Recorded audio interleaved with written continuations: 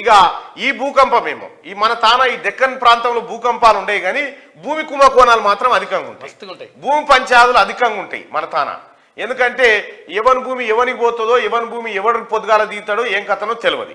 మన తాన భూమి పంచాయతీలకు తోడు ఇంకా దానికి ఇంకా మన ఏది రిక్టర్ స్కేల్ మీద 7.6గా నమోదైందిగా ఈ భూమి కేసులలో కూడా పోలీసులు ఓ స్కేల్ పెడతారు దానికి. దీంట్లో ఎంత ఎంటర్ కావాలి, దీంట్లో ఎంత ఏం చేయాలి, ఏం కథ అనేది సేమ్ అదే బాధితుడు నందకుమార్ గారు. రండి ఇక్కడ హీరో వెంకటేషు ఆయన అన్న సురేష్ ఇద్దరు కలిసి నందకుమార్ గారి భూమిని అంటే ఆయన లీజ్ అగ్రిమెంట్ ను కాలరాసి కోర్టు చెప్పినా కూడా వినకుండా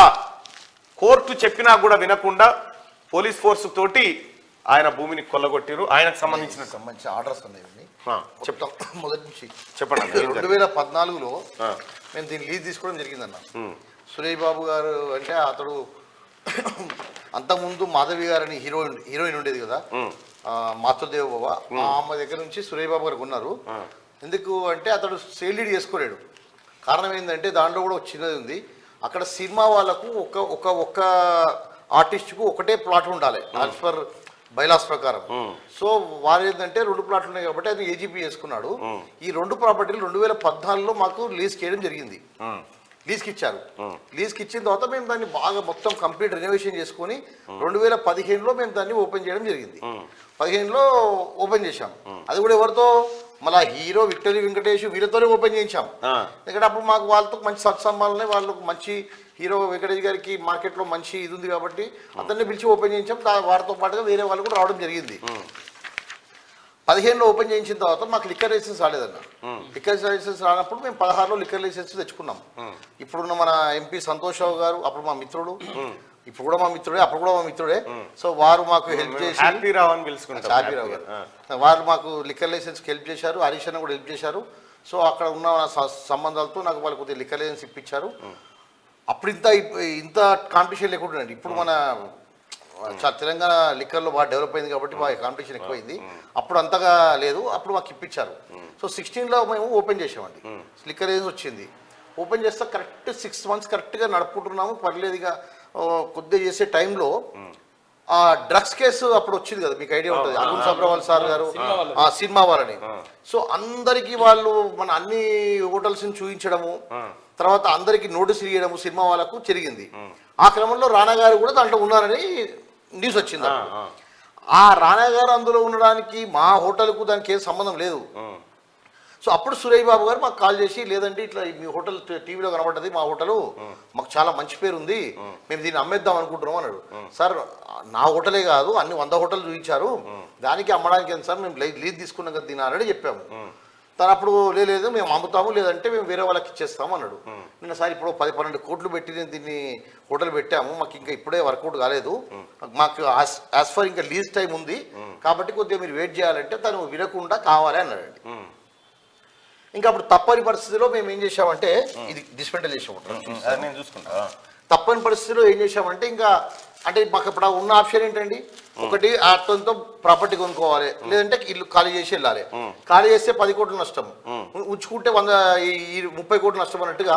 సరే ఏం చేయాలో అర్థం కాక మేము ఏం చేసాం, తను కాంటాక్ట్ చేసి మరి తీసుకుందామండి అన్నాను. అప్పుడు తను 1,20,000 రూపాయలు గజాని చెప్పాడండి పర్ యార్డ్. 2 ప్రాపర్టీలు కలిసి 2200 గజాలు ఉంటుంది అది సుమారుగా చెప్పాడు. చెప్పిన తర్వాత మేము సరే మాటల్లో ఇప్పుడు మామూలుగా ఎవరన్నా కూడా ఏంటండి ఏది తీసుకున్నా కూడా కొద్దిగా చేస్తాం కాబట్టి 1,10,000 అడగడం జరిగింది. జరిగిన తర్వాత తను అక్కడి నుంచి ఇంకా స్టార్ట్ చేశాడండి. ఎవ్రీ 15 daysకో 1 monthకో తనకు ఫ్రీ ఉన్నప్పుడు పిలవడము. ఇప్పుడు ఏంటి నందకుమార్ ఏంటి ఇప్పుడు పరిస్థితి, 1,30,000, 1,40,000, 1,50,000, 1,60,000 ఇలా ఇలా ఇలా ఇలా ఇలా తన రేటు 2,20,000కి వెళ్ళిపోయిందండి. మేము ప్రతిసారి వెళ్ళడము, సార్ మేము రెడీ ఉన్నాం సార్ అని చెప్పడము, లేదమ్మా ఇప్పుడు ఇంకా మార్కెట్ కొద్దిగా పెరిగింది అనడము, అలా 2 times మేము డబ్బులు తీసుకెళ్ళామండి. తీసుకెళ్ళినా కూడా తను నేను లేదు మళ్ళీ చెప్తాను, ఇంట్లో మాట్లాడి చెప్తాను, ఫ్యామిలీతో మాట్లాడి చెప్తాను, బ్రదర్తో మాట్లాడి చెప్తాను అని చెప్పి పెండింగ్ పెట్టడం. సో ఆ విధంగా ఒక 1 year మొత్తం ఇచ్చేసినప్పుడు మా లిక్కర్ లైసెన్స్ పోయిందండి. లిక్కర్ లైసెన్స్ క్యాన్సిల్ అయిపోయింది, ఎందుకంటే లీజ్ ఇవ్వకుండా లిక్కర్ లైసెన్స్ ఉంటుంది కదా. సో అటు ఫైనల్లీ 2018లో మేము దీనిపైన ఒక అవగాహనకు వచ్చి ఇద్దరం కూర్చొని లేదు సార్ ఈ రేటుకు తీసుకుందామని చెప్పి 1,80,000 రూపాయల గజంతో ఫిక్స్ అయిందండి ఈ 2 ప్రాపర్టీలు.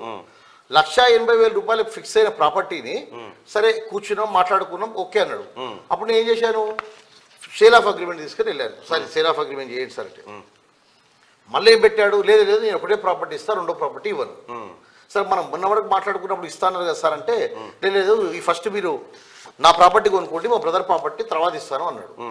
సరే సార్ ఓకే మరి నేను అన్నాను 2 ప్రాపర్టీలు ఇస్తేనే సెట్ అవుతుంది సార్ నాకు, ఇక్కడ రెక్టాంగిల్ వస్తుంది కదండి, లేదంటే ఇలా పొడుగు వస్తే ఈ సెట్ కాదన్నప్పుడు తను 2 ప్రాపర్టీలు కూడా నేను ఫస్ట్ అయితే ఈ ప్రాపర్టీ తీసుకోండి మా బ్రదర్తో నేను మీకు లీజ్ ఇస్తాను, ఈ 3-4 సంవత్సరాల్లో మనం ఎప్పుడన్నా కూడా జాయింట్ డెవలప్మెంట్ చేసుకుందాము, లేదంటే నేను మీకే అమ్ముతాను అన్నాడు. నేను సార్ ఈ 1.5 year మాకున్న మీతో ఉన్న ఎక్స్పీరియన్స్తో మీ మాటలు నమ్మడం నాకు కాదు సార్, మీరు ఏదున్నా కూడా పేపర్ పెన్నుతో పెట్టి మీరు ఎంఓఈ కానీ ఏదైనా ఇంటర్ అయితే నేను తీసుకుంటాను అన్నప్పుడు తను ఒప్పుకొని ఒక ప్రాపర్టీ సేల్ ఆఫ్ అగ్రిమెంట్ చేసుకున్నాడు. ఓకే 3 కోట్ల రూపాయలు తీసుకొని సేల్ ఆఫ్ అగ్రిమెంట్ చేసుకున్నాడు. ఇంకొక ప్రాపర్టీ సేమ్ హీరో వెంకటేష్ గారితో నేను మీ బ్రదర్తో కూడా మాట్లాడి ఏంటంటే హీరో వెంకటేష్ గారు వచ్చి లేదండి యూఆర్ యాక్సెప్టెడ్ అని చెప్పి లీజ్ ఇంటర్ అయ్యారు. తర్వాత మరలా నాకు ఎంఓఐ కూడా ఇచ్చారండి. మేము ఏదైతే మాట్లాడుకున్నామో నేను నీకే అమ్ముతాను వేరే వాళ్ళకి అమ్మని దీంట్లో నేను చూపిస్తానండి, మీకు అన్ని పేపర్లు ఇస్తాను, ఎంఓఐ ఉంది, లీజులు ఉన్నాయి, 2014లో లీజ్ ఉంది, 2016లో లీజ్ ఉంది, 2018లో కూడా లీజ్ ఉంది, అగ్రిమెంట్ ఆఫ్ సేల్ ఉంది. ఓకే తర్వాత ఎంఓఐ కూడా ఉంది. ఇన్ని డాక్యుమెంట్స్ ఉన్న తర్వాత తను 2018 నవంబర్లో మాకు అమ్మాడండి. అమ్మిన తర్వాత ఒక 1 week లోపలనే మళ్ళీ ఎవరు వచ్చి 2 లక్షలు చెప్పారు. మళ్ళీ మనసు మారిపోయి నా అగ్రిమెంట్ ఇచ్చింది, నాకు లీజ్ ఇచ్చారు, అన్ని ఇచ్చింది పక్కన పెట్టేసి తను ఇంకో అగ్రిమెంట్, ఎందుకంటే వాళ్ళు నేను 3 కోట్లు ఇస్తే వాళ్ళు 6 కోట్లు ఇస్తాను కదండి, నేను 1.80 అంటే వాళ్ళు 2 లక్షలు అన్నారు కదా వాళ్ళకి ఇచ్చేసాడు. ఇచ్చేసినప్పుడు నేను ఏం చేయాలి సార్, అప్పుడు వాళ్ళు మామూలుగా పొలిటికల్ లీడర్స్ వచ్చి బాబు నువ్వు ఖాళీ చేసి అన్నారు. అదేం సార్ నేను ఇక్కడ 2014 నుంచి ఉంటున్నాను, నేను నాకు కూడా అగ్రిమెంట్ ఉంది, ఇందులో లీజ్ ఉంది నాకు అని చెప్పడంతో వాళ్ళు లేదు నాకు మీ లీజ్ చూపించండి, మీ అగ్రిమెంట్ చూపించండి, నా పేపర్ వాళ్ళకి ఇచ్చాను, వాళ్ళ దగ్గర నా పేపర్ నేను తీసుకున్నానండి. తీసుకొని వీటిని ఇమీడియట్గా నేను సిటీ సివిల్ కోర్టుకి వెళ్ళాను. వెళ్ళి మొత్తం పేపర్స్ డాక్యుమెంట్స్ సబ్మిట్ చేస్తే వాళ్ళు 2 ప్రాపర్టీలు నాకు 2018లో డిసెంబర్లో అనుకుంటా, నవంబర్లో అగ్రిమెంట్ అయింది, డిసెంబర్లో నాట్ టు ఎలినేట్ అంటే సురేష్ బాబు గారి ప్రాపర్టీ అమ్మడానికి వీల్లేదు, నువ్వు 2 అగ్రిమెంట్లు చేశావు ఆల్రెడీ లీజ్ ఉన్న తర్వాత. ఇంకో ప్రాపర్టీలో నాట్ టు ఇంటర్ఫేర్ అంటే దీంట్లో ఎవరు డిస్టర్బ్ చేయొద్దని చెప్పి వెంకటేష్ గారికి ఆర్డర్ చేయడం జరిగిందండి. ఇక అక్కడ 2019 నుంచి తను ఇంకా ఎలా వీళ్ళని బయటికి పంపించాలి, ఎలా ఈ ప్రాపర్టీ సొంతం చేసుకోవాలి అనే కాన్సెప్ట్తోనే ఉన్నాడండి. మేము అప్పటికి ఆ ఎవ్రీ మంత్ రెంట్ మేము కోర్టులో కట్టడం జరుగుతుందండి, ఏదైతే ఒప్పుకున్నామో జమ చేస్తున్నాం సార్. లేదు సార్ ఇలా కాదని చెప్పి ఎన్నోసార్లు మాట్లాడుకోవడం జరిగింది. మధ్యవర్తులు ఎంతోమంది వచ్చారు మాట్లాడారు. ఎప్పుడు వచ్చినా కూడా సార్ అతడు 2 లక్షలు అంటే 2.20 అంటాడు, 2.20 అంటే మళ్ళీ 2020-21 కూడా 2-3 సార్లు ట్రై చేసామండి. అతడు మాత్రం ఎప్పుడు కూడా మనకు అందుబాటులో ఉండడు. అందుబాటులో అంటే రేటు మేము 2.50 అన్నాం అనుకోండి, తను 3 అంటాడు, 3 అంటే 3.5 అంటాడు. సో ఈ విధంగా దాన్ని పెంచుకుంటూనే వెళ్తున్నాడు. ఆ ప్రాపర్టీ ఇప్పటికీ సరే ఆయన పక్షంలో సరే 2020లో వాళ్ళు మా పైన 2 ఎవిక్షన్ షూట్ చేశారండి. 21లో అది నా ఫేవర్గా ఆర్డర్ వచ్చింది, వాళ్ళకి ఫేవర్ ఇవ్వలే.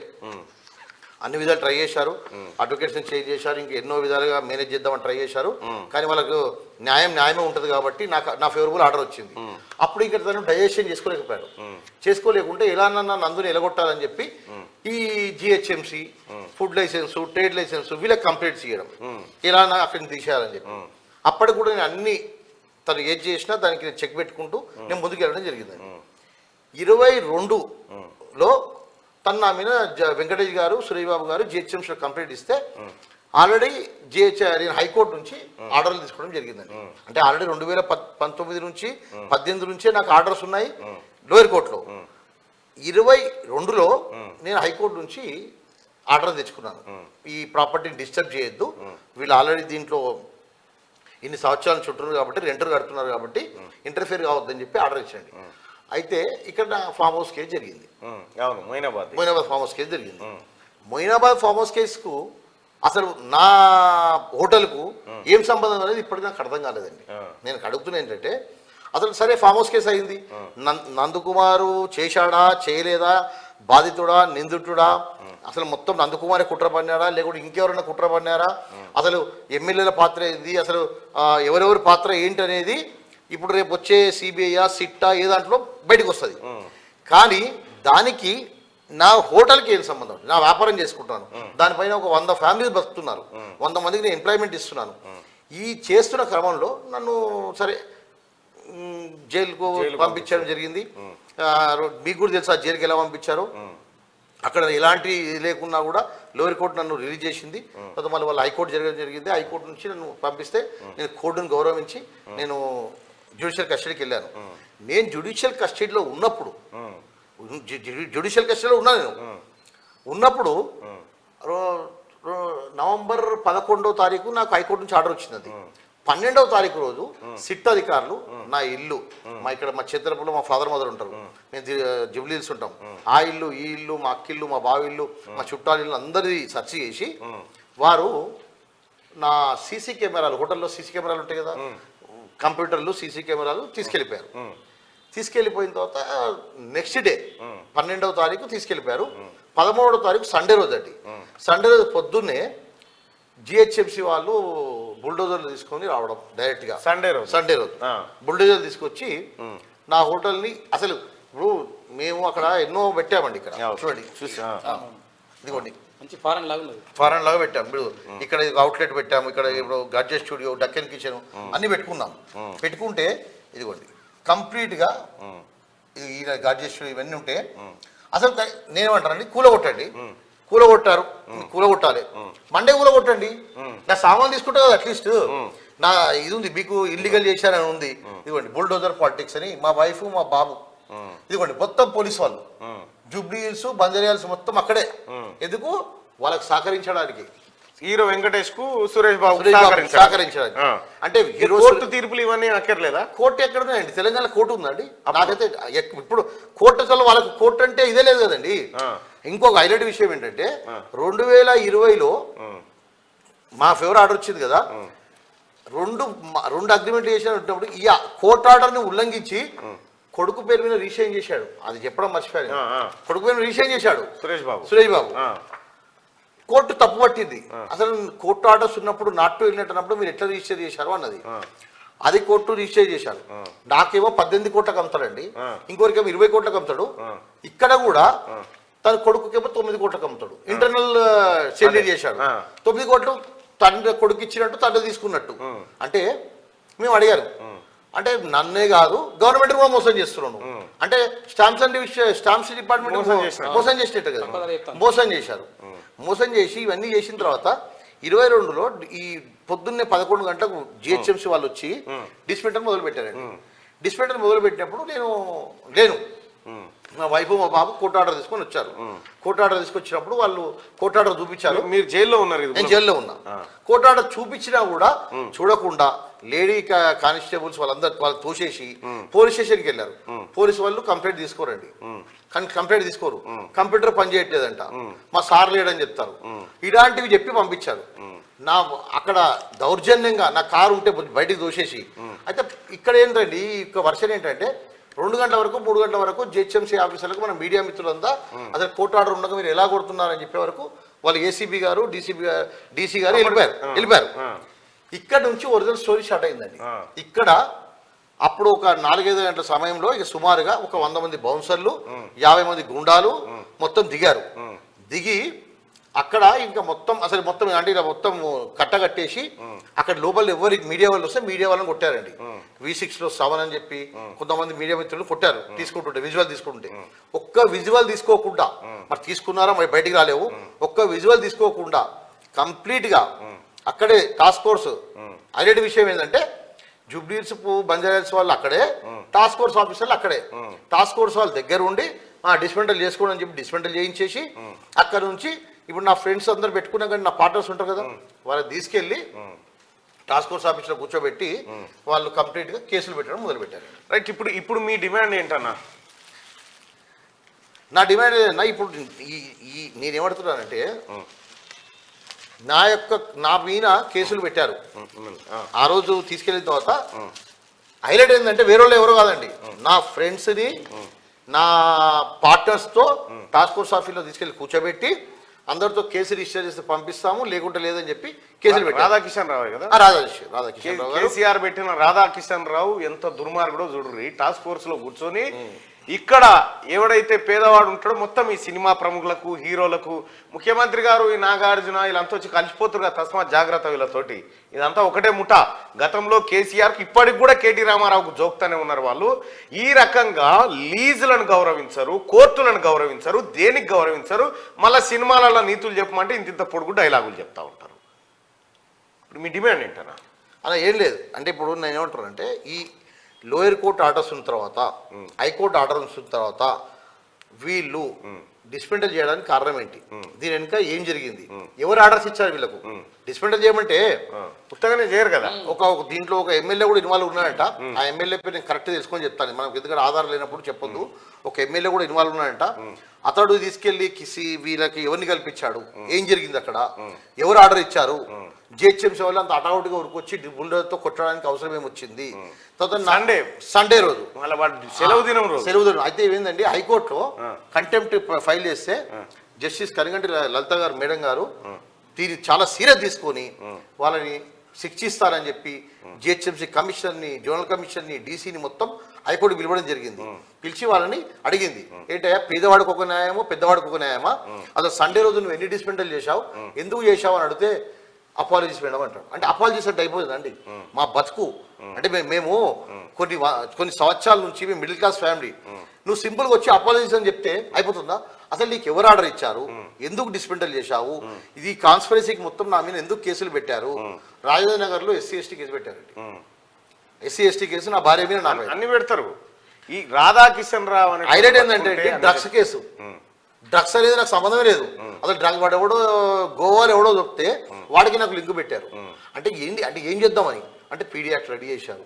నందకుమార్ బయటికి రాకూడదు, నందకుమార్ లోపలే ఉండాలి, పని చేసుకున్నారు. వీళ్ళు చెప్పారు, అంటే ఎవరో చెప్పారు పెద్ద మనుషులు, నందకుమార్ ఇప్పుడు రారు 1 year వరకు, మీరు మొత్తం ఖాళీ చేయించేసేయండి రాత్రి వాడు రాడు, కోర్టుకు అటెండ్ కాడు, ఇంకా నీ ఆర్డర్ నీ ప్రాపర్టీకి వచ్చేసింది కదా. అంటే ఈ పెద్ద మనుషులు అయితే సెలబ్రిటీస్ అని చెప్పుకుంటున్నారో, ఈ సెలబ్రిటీసీలు ఇలాంటి పనులు చేయడం, అంటే 100,000 కోట్ల ఆస్తులు ఉన్నాయండి.